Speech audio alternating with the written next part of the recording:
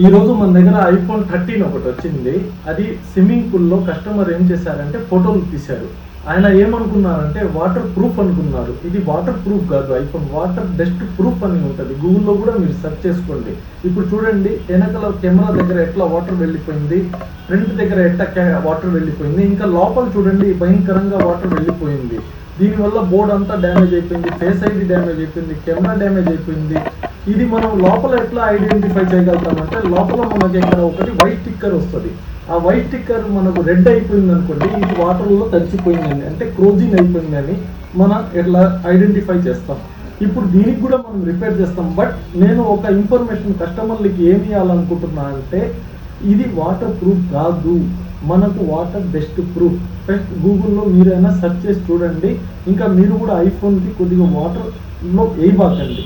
ఇట్లాంటి ఏమైనా ప్రాబ్లమ్స్ ఉన్నా సాల్వ్ అవుద్ది. బట్ నా రిక్వెస్ట్ ఏంటంటే వాటర్ ప్రూఫ్ కాదు, ఒకసారి చూసుకోండి. హాయ్, నిన్న ఐఫోన్ 13 మనకు వాటర్ డ్యామేజ్ ఉంది కదా, ఫుల్ వాటర్ డ్యామేజ్, కెమెరా దగ్గర అంతా డ్యామేజ్ ఉంది, నీళ్ళలో పడిపోయింది అని చెప్పాను కదా. ఇప్పుడైతే ఫోన్ రెడీ, కెమెరా అన్నీ రెడీ, ఫేస్ ఐడి మొత్తం రెడీ అయిపోయింది. ఇప్పుడు కెమెరా కూడా వర్క్ చేస్తుంది, అంతా అయిపోయింది. ఇప్పుడు మా కస్టమర్ని అడగదాం ఎట్లా ఉందని.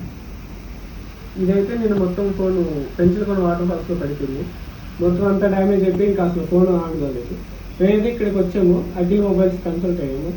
మాకైతే మంచి స్పైన్గా బాగా చేసి పెట్టాడు, మొత్తం అంతా నీట్గా వర్క్ అవుతుంది. మీరైతే చూడొచ్చు. Thank you.